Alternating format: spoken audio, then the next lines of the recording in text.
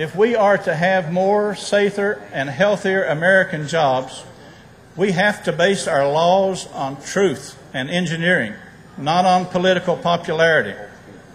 If we want to improve the environment, we have to base our laws on truth and engineering, not on make-believe and political popularity.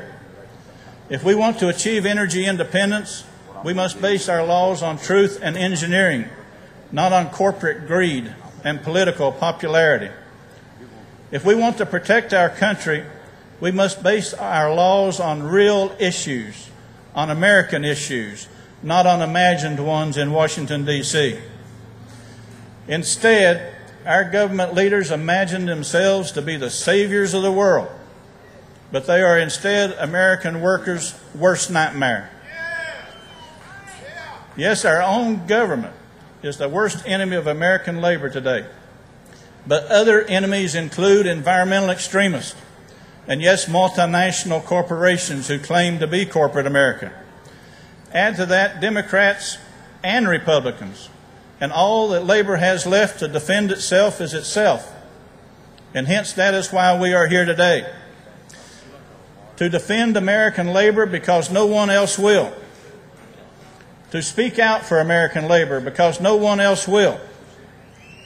To declare that enough is enough because American workers have already sacrificed too much. American labor can no longer be the sacrificial lamb for environmental extremist egos, for foreign aid, and for illicit corporate profits. Do you want a government that wants to shut down our coal mines? No. Do you want a government that wants to increase your power bill? No. Do you want a government that gives your tax money to your overseas competitors? Do you want a government that's run by people that think they can change the temperature of the earth when they can't balance their budget? And we don't need government that uses our taxes to run TV ads, which they do, to declare that global warming is real. We don't want a government that tells lies to our children in their school books, but that's the government that we have.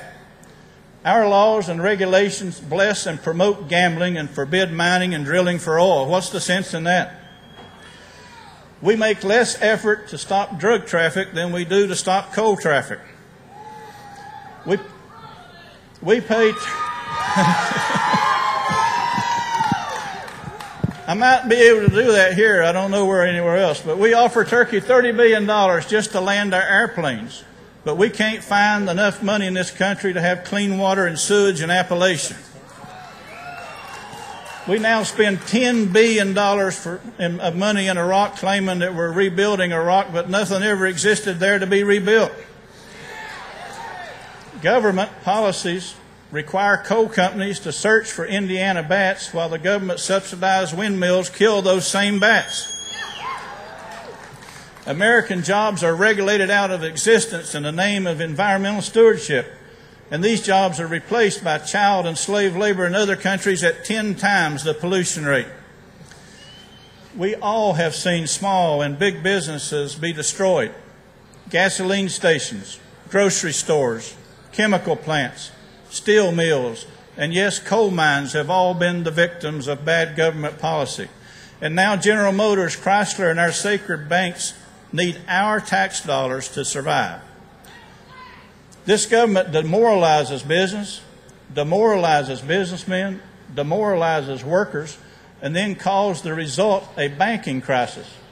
It is not a banking crisis, it is a government crisis, a crisis that has been caused by bad government.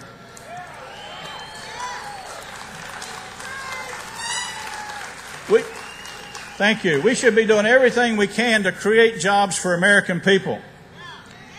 Instead, we treat coal as an evil nuisance and the lottery as a necessity of life. Our government policies have caused jobs in the American way of life to be the endangered species, not the Indiana bats or the polar bears. Our children live in the world's only superpower, but if the government doesn't make a complete about-face, that will no longer be the case. In Washington, they sometimes say that those of us in Appalachia need help because we're not very smart.